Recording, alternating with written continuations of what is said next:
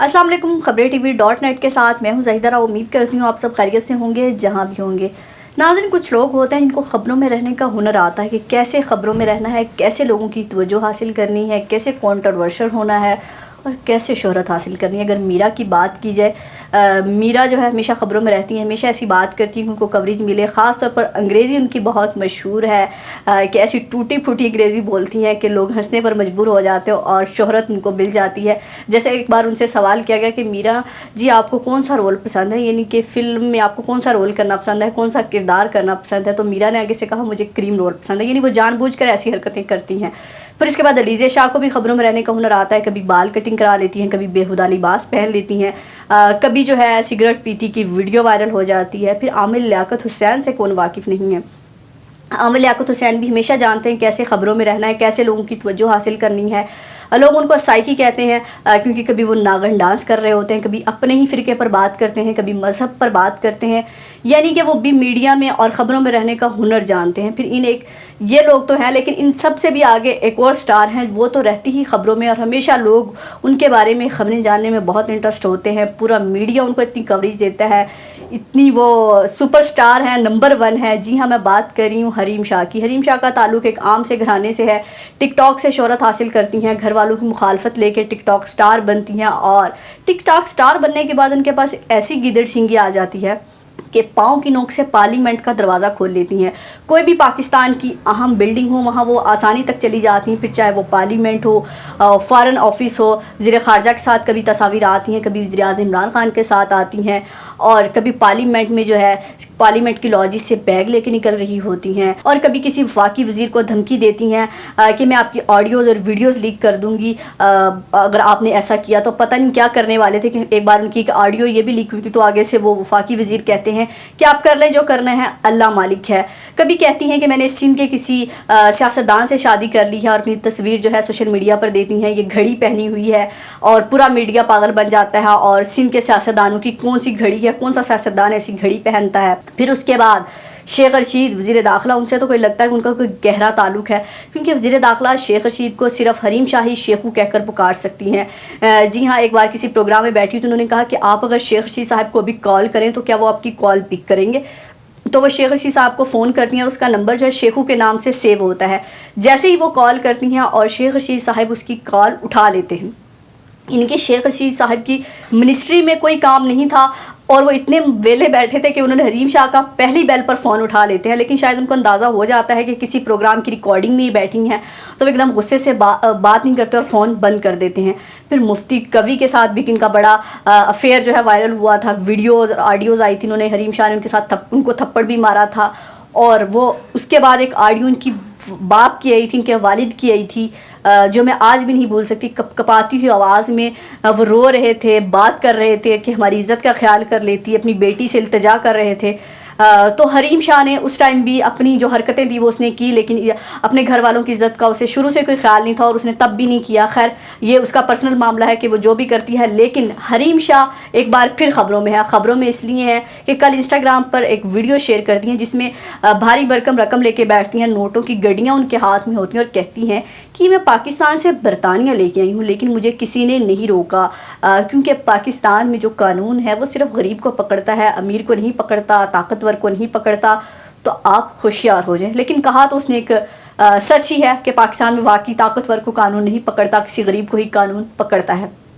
जब से video viral हुई थी तो सोशल मीडिया पर एक तहलका मचा हुआ था कि इसको कोई रोकने वाला नहीं है, इसके पास कौन सी ऐसी गिदड़ सिंगी है, ऐसा कौन सा इसका हुकूमत से ताल्लुक़ है।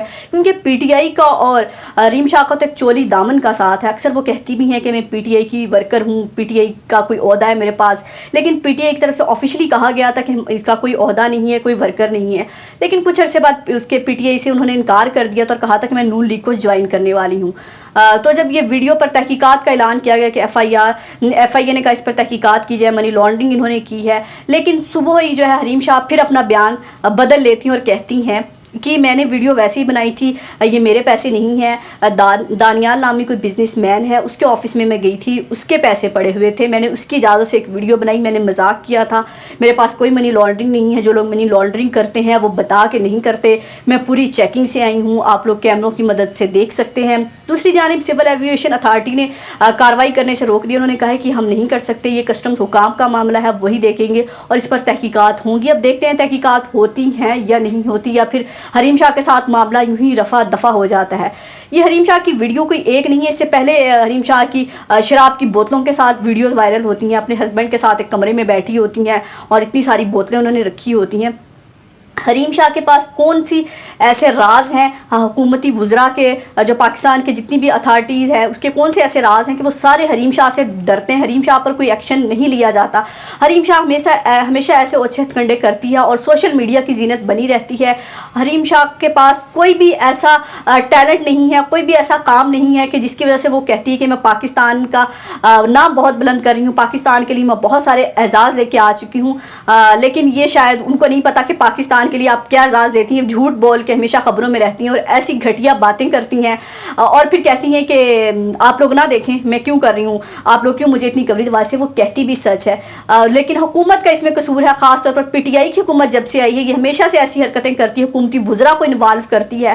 کیا واقعی حکومتی وزراء کے اس کے پاس کوئی ایسے راز ہیں جس سے وہ ڈرتے ہیں اور حریم شاہ پر کوئی سخت ایکشن نہیں لیتے کہ پارلیمنٹ میں بڑی آسانی سے جاتی ہے، فارن ہاؤس میں فارن منسٹر کے آفس میں جاتی ہے، کہ مطلب جہاں حریم شاہ جانا چاہتی ہے جاتی ہے۔ تو پھر یا تو سیاستدان مان لیں کہ حریم شاہ کے پاس ایسے راز ہیں، حریم شاہ عورت کارڈ کھیلتی ہے، اپنے حسن کا جادو جو ان پر چلتا ہے اس کا، تو جو ہے یہ مان لیں کہ حریم شاہ کے پاس ایسے کوئی راز ہیں اور حریم شاہ کو ہم کچھ نہیں کہہ سکتے، حریم شاہ جو بھی کرے گی وہ اس جرم قانون سے آزاد ہے، وہ کوئی بھی جرم آسانی سے کر سکتی ہے، کیونکہ آپ کسی عام انسان کی اگر یہ ویڈیو وائرل ہو جاتی تو ابھی تک ایک حکومتی جو ہے برس رہے ہوتے کہ یہ پاکستان اسی لیے ترقی نہیں کرتا، یہ منی لانڈرنگ ہوتی ہے۔ تو اب حریم شاہ کے بارے میں کوئی ایسا بیان نہیں آیا، بلکہ سول ایویشن اتھارٹی نے کہہ دی کہ کارروائی نہیں کر سکتے، کسٹمز حکام اس کو دیکھیں گی، لیکن اب حکومت دیکھتے ہیں اس پر کیا کرتی ہے، جو چھوٹی چھوٹی بات پر کہتی ہیں کہ پاکستان سے پیسہ کوئی باہر نہیں لے کے جا سکتا، تو حریم شاہ کیسے پیسہ باہر لے کے گئی ہے؟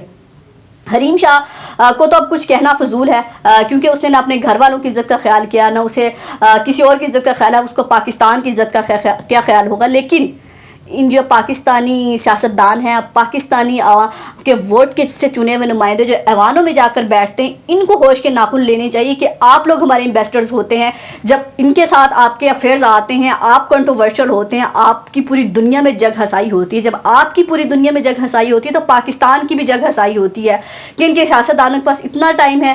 اب کیا پاکستانی عوام کے تمام مسائل حل ہو گئے ہیں؟ مہنگائی کنٹرول میں ہو چکی ہے، کوئی پاکستان میں مسئلہ ایسا نہیں رہ گیا، لوگ روزگار کے لیے باہر سے یہاں پاکستان میں آ چکے ہیں، ہر طرف دودھ کی نہریں بہہ رہی ہیں اور عوام وزیر اعظم عمران خان سے بہت خوش ہے، تو اسی لیے وہ کوئی مسائل پر توجہ نہیں دیتی، ان کے پاس انٹرٹینمنٹ کے لیے اتنا ٹائم ہے، کوئی حریم شاہ جیسی لڑکی کا استعمال کرتے ہیں۔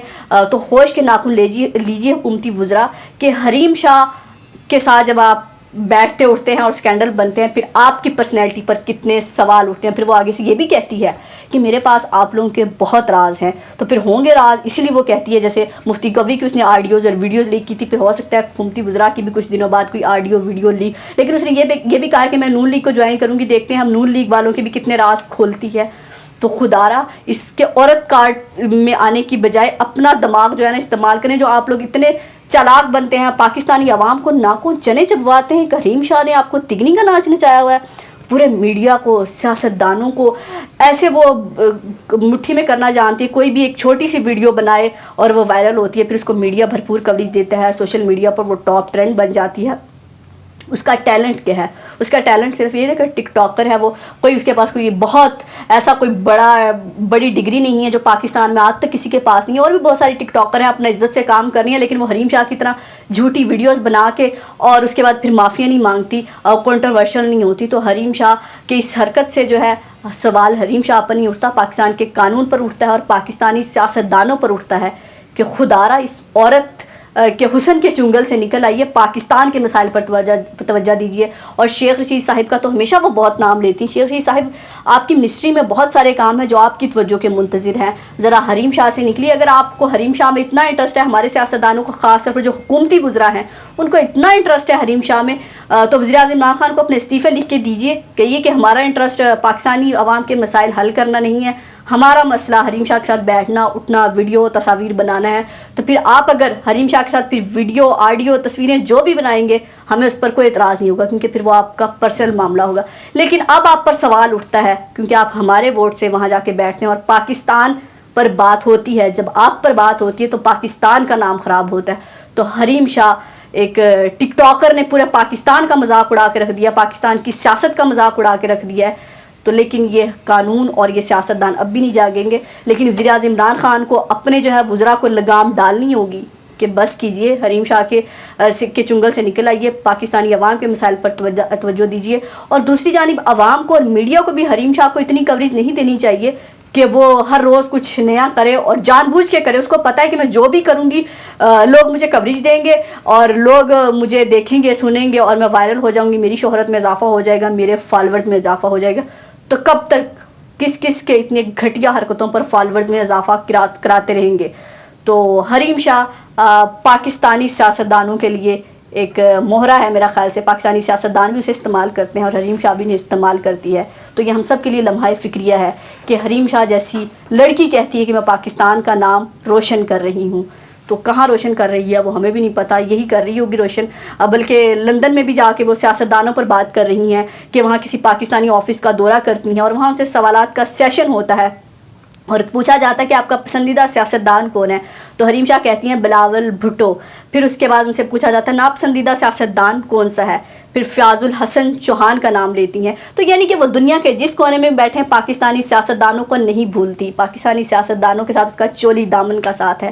تو سیاستدانوں ہوش کے ناخن لیجئے کہ حریم شاہ کی گفتگو میں آپ اتنے کیوں آتے ہیں. اپنا اور اپنے پیاروں کا بہت خیال رکھیے گا، ہمیں دعاؤں میں یاد رکھیے گا. اللہ حافظ.